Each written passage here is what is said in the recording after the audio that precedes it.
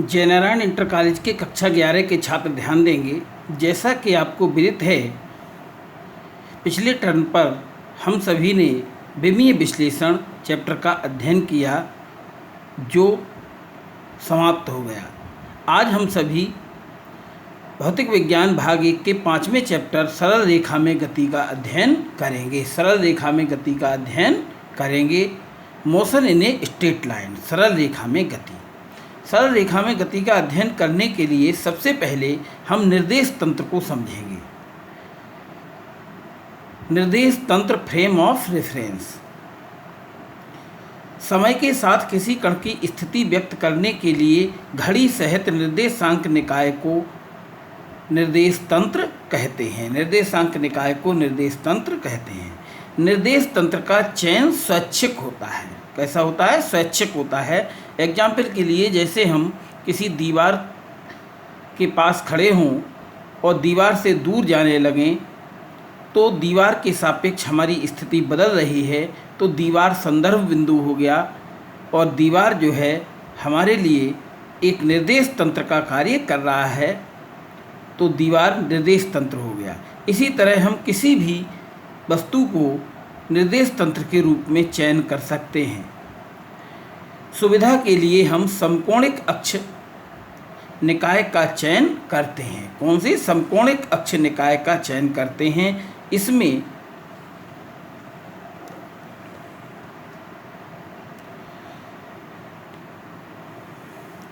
X Y Z परस्पर समकोणिक अक्ष होती हैं जिनका कटान बिंदु मूल बिंदु कहलाता है, जैसा तुम पहले भी कभी पढ़ चुके होगे, जिसे संदर्भ बिंदु कहते हैं। मूल बिंदु को क्या कहते हैं? संदर्भ बिंदु। इसी बिंदु के सापेक्ष स्थिति परिवर्तन देखा जाता है समय के साथ। किसी कण के निर्देशांक एक्स वाई जेड मूल बिंदु के सापेक्ष कण की स्थिति को व्यक्त करते हैं। यानी एक्स अक्ष से बिंदु कितनी दूर है, वाई अक्ष से कितनी दूर है, जेड अक्ष से कितनी दूर है। इस निकाय में समय मापन के लिए एक घड़ी का उपयोग किया जाता है। ये दो प्रकार का होता है। चित्र में समकोणिक निर्देशांक निकाय दर्शाया गया है, जिसमें एक कण P के एक्स वाई जेड अक्षों से लंबवत दूरियां क्रमशः small x, small y, small z हैं, जिन्हें बिंदु P के निर्देशांक कहते हैं। इन्हें क्या कहते हैं? एक्स वाई जेड को बिंदु P के निर्देशांक कहते हैं। अभी बताया था कि निर्देश तंत्र दो प्रकार के होते हैं। तो सबसे पहले कौन सा निर्देश तंत्र होता है? सबसे पहले बात आती है नंबर 1, जड़त्वीय निर्देश तंत्र। जड़त्वीय निर्देश तंत्र, इनर्शियल फ्रेम ऑफ रेफरेंस। वह निर्देश तंत्र जिसमें न्यूटन के गति विषयक नियमों का पालन होता है। कौन सा निर्देश तंत्र? जिसमें न्यूटन के गति विषयक नियमों का पालन होता है, जड़त्वीय निर्देश तंत्र कहलाता है। तथा किसी भी जड़त्वीय तंत्र के सापेक्ष एक समान वेग से चलने वाले सभी तंत्र जड़त्वीय होते हैं। एक समान वेग से कोई कण चल रहा है अगर किसी तंत्र में, तो वो तंत्र कैसा होगा? जड़त्वीय तंत्र कहलाएगा। एक समान वेग से चलने वाले सभी तंत्र जड़त्वीय होते हैं। एग्जाम्पल, पृथ्वी से संबद्ध कोई भी निर्देश तंत्र जो पृथ्वी से जुड़ा हो, ऐसा कोई भी निर्देश तंत्र जो है वो क्या कहलाता है? जड़त्वीय निर्देश तंत्र कहलाता है। इसके बाद दूसरा है अजड़त्वीय निर्देश तंत्र। कौन सा? अजड़त्वीय निर्देश तंत्र। अजड़त्वीय निर्देश तंत्र, non inertial frame of reference. वह निर्देश तंत्र जिसमें न्यूटन के गति विषयक नियमों का पालन नहीं होता है, उन्हें अजड़त्वीय निर्देश तंत्र कहते हैं। इस निर्देश तंत्र के माध्यम से त्वरित अथवा मंदित गति से गतिमान पिंडों की गति को समझा जाता है। कौन सी? जो गतियाँ त्वरित होती हैं, यानी वेग बढ़ रहा है वस्तु का, वस्तु गतिमान तो है लेकिन बढ़ते हुए वेग से या घटते हुए वेग से गतिमान है। तो इस तरह से जो गतियाँ होती हैं उन्हें समझने के लिए अजड़त्वीय निर्देश तंत्र का पालन करते हैं या अजड़त्वीय निर्देश तंत्र प्रयोग में लाते हैं। इसमें गति के न्यूटन के गति विषयक नियमों का पालन नहीं होता है। जैसे उदाहरण के लिए वृत्ताकार मोड़ पर मुड़ती हुई कार से संबद्ध निर्देश तंत्र। अगर वृत्ताकार मोड़ पर मुड़ती हुई कार के लिए निर्देश तंत्र का चुनाव करेंगे तो कौन सा निर्देश तंत्र? अजड़त्वीय निर्देश तंत्र का चुनाव करेंगे। ये बात हो गई निर्देश तंत्र की। अब बात आती है, ये कुछ छोटी छोटी परिभाषाएं हैं, ये आप लोगों ने पहले भी पढ़ी होंगी। जैसे ब्राह्म अवस्था, किसी वस्तु की ब्राह्म अवस्था। ब्राह्म अवस्था क्या होती है? यदि किसी वस्तु की स्थिति किसी निर्देश बिंदु के सापेक्ष समय के साथ नहीं बदलती, समय के साथ, निर्देश बिंदु के सापेक्ष समय के साथ स्थिति में परिवर्तन ना हो, तो वस्तु कैसी कहलाती है? ब्राह्म अवस्था में कहलाती है। उदाहरण के लिए कक्षा में दीवार पर लगा ब्लैक बोर्ड, कक्षा में दीवार पर लगा जो ब्लैक बोर्ड है वो काय में है? ब्राह्म अवस्था में। इसी तरह गतिमान अवस्था, यदि किसी वस्तु की स्थिति किसी निर्देश बिंदु के सापेक्ष समय के साथ बदलती है या परिवर्तित होती है, गतिमान अवस्था कहलाती है। अगर परिवर्तित होती है तो क्या कहलाती है? गतिमान अवस्था कहलाती है। उदाहरण के लिए सड़क पर चलती हुई कार, सड़क पर चलती हुई कार जो है वो क्या है? गतिमान अवस्था में आएगी। तो ये ब्राह्म अवस्था और गतिमान अवस्था की बात हो गई। बिंदु समान वस्तु की गति के प्रकार, किसी बिंदु के समान वस्तु है और उसकी गति के प्रकार। एक विमीय गति, एक विमीय गति, यदि कोई वस्तु एक ही अक्ष के अनुदिश गति करने के लिए बाध्य हो तो उसकी गति एक विमीय गति कहलाती है। उदाहरण के लिए किसी तार पर चलती हुई चींटी, किसी तार पर चलती हुई चींटी या आगे जाएगी या पीछे जाएगी तो एक ही दिशा में गति करेगी, एक विमा में गति करेगी, तो एक विमीय गति। द्विविमीय गति, यदि कोई वस्तु दो अक्षों के अनुदिश गति करने के लिए बाध्य हो उसकी गति द्विविमीय गति कहलाती है। उदाहरण फर्श पर रेंगते हुए कीड़े की गति। तो फर्श पर रेंगता हुआ कीड़ा या एक्स अक्ष पर चलेगा या वाई अक्ष पर चलेगा, ऊपर नहीं जा सकता, तो इसका मतलब ये कौन सी गति हो गई? द्विविमीय गति। इसी तरह से बात आती है त्रिविमीय गति की। यदि कोई वस्तु तीनों अक्षों के अनुदिश गति करने के लिए स्वतंत्र हो तो वस्तु की गति त्रिविमीय गति कहलाती है। उदाहरण के लिए आकाश में उड़ता हुआ पक्षी। तो ये बिंदु समान वस्तु की गति के प्रकार हैं। अब हम बात करते हैं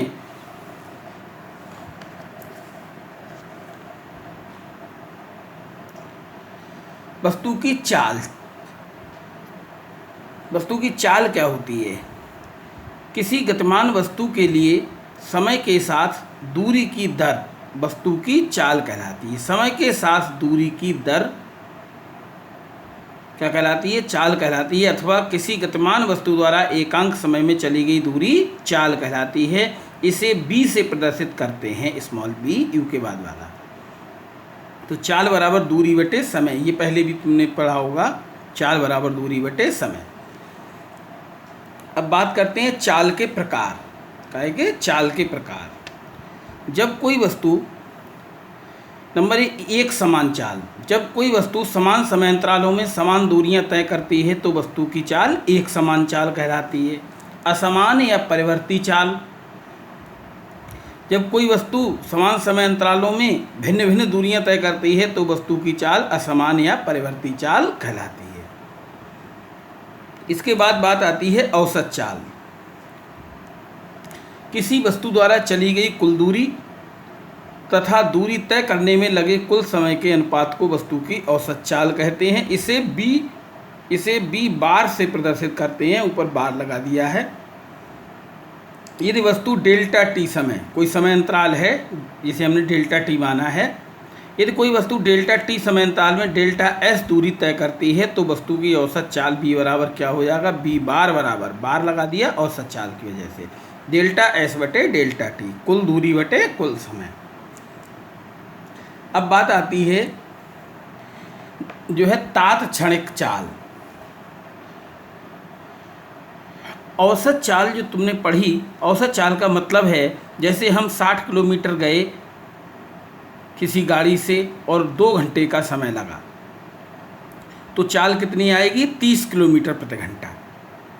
लेकिन रास्ते में कहीं रुके भी होंगे, कहीं भीड़ भी मिली होगी, तो ये चाल कैसी निकल के आई? ये औसत चाल निकल के आई। इसी तरह तात्क्षणिक चाल, यानी तत्काल हम किस चाल से चल रहे हैं। किसी गतिमान वस्तु की किसी क्षण चाल तात्क्षणिक चाल कहलाती है। किसी क्षण, एट ए टाइम, किसी क्षण, इंस्टेंटली। हम जानते हैं वस्तु की औसत चाल का फार्मूला जो हमने अभी निकाला था, b बार बराबर डेल्टा एस बटे डेल्टा टी। इसमें यदि डेल्टा टी टेंस टू 0, यानी हम तात्क्षणिक चाल निकालते हैं तो डेल्टा टी टेंस टू 0 एक टर्म है। इसका मतलब होता है डेल्टा टी का मान, यानी समय अंतराल 0 नहीं है लेकिन 0 की ओर अग्रसर है, यानी बहुत कम है। तो लिमिट लेने का तरीका होता है, लिख देते हैं लिमिट और नीचे लिखते हैं delta t tends to 0 b bar, यानी औसत चाल की क्या ले ली? लिमिट। और यहाँ limit delta t tends to 0 delta s बटे डेल्टा टी।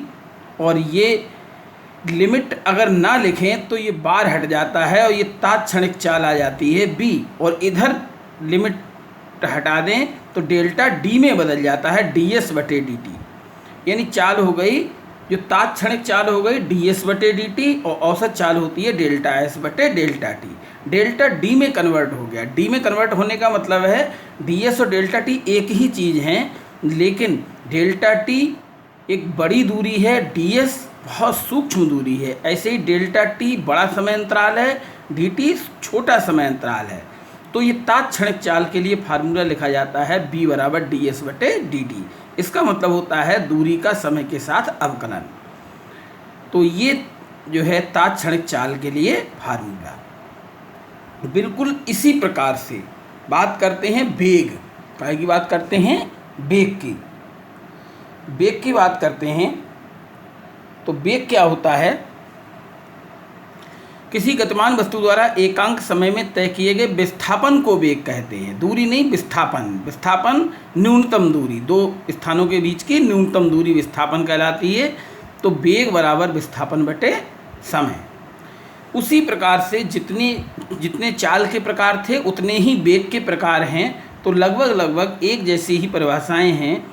वेग के प्रकार: एक समान वेग, जब कोई वस्तु समान समय अंतरालों में समान विस्थापन तय करती है तो उसे एक समान वेग कहते हैं। असमान या परिवर्ती वेग, जब कोई वस्तु समान समय अंतरालों में भिन्न भिन्न विस्थापन तय करती है, असमान वेग कहते हैं। उसी तरह से औसत वेग, जैसे औसत चाल थी, किसी वस्तु द्वारा चला गया कुल विस्थापन तथा कुल समय के अनुपात को औसत वेग कहते हैं। इसे b पे ऊपर तीर लगा देते हैं। क्या लगा देते हैं? तीर। क्योंकि वेग सदिश राशि है, इसलिए b पे तीर लगा के प्रदर्शित करते हैं। यदि वस्तु डेल्टा t समय अंतराल में डेल्टा s दूरी तय करती है, डेल्टा s विस्थापन तय करती है, तो वस्तु का औसत वेग हो जाएगा b वेक्टर बराबर डेल्टा s वेक्टर। क्योंकि डेल्टा s विस्थापन है, ये भी सदिश राशि है। सदिश राशि की वजह से ये तीर लगाए हैं, डेल्टा s बटे डेल्टा t। बाकी चाल और वेग के एक ही फार्मूले हैं। इसी तरह से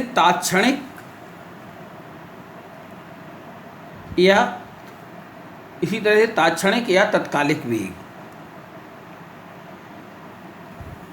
किसी गतिमान वस्तु की किसी क्षण वेग, किसी गतिमान वस्तु का किसी क्षण वेग तात्क्षणिक वेग कहलाता है। किसी क्षण वेग क्या कहलाता है? तात्क्षणिक वेग कहलाता है। हम जानते हैं वस्तु का औसत वेग b बराबर डेल्टा s बटे डेल्टा t। डेल्टा s पे तीर है सदिश राशिकरण। उसी प्रकार लिमिट भी ले लेंगे तो लिमिट लेने पर ये तात्क्षणिक वेग, तो लिमिट लेने पर ये b वेक्टर आ जाएगा ds बटे dt, ds बटे dt। तो इस तरह से वेग की बात हो गई। वेग और चाल को हमने अभी पढ़ा।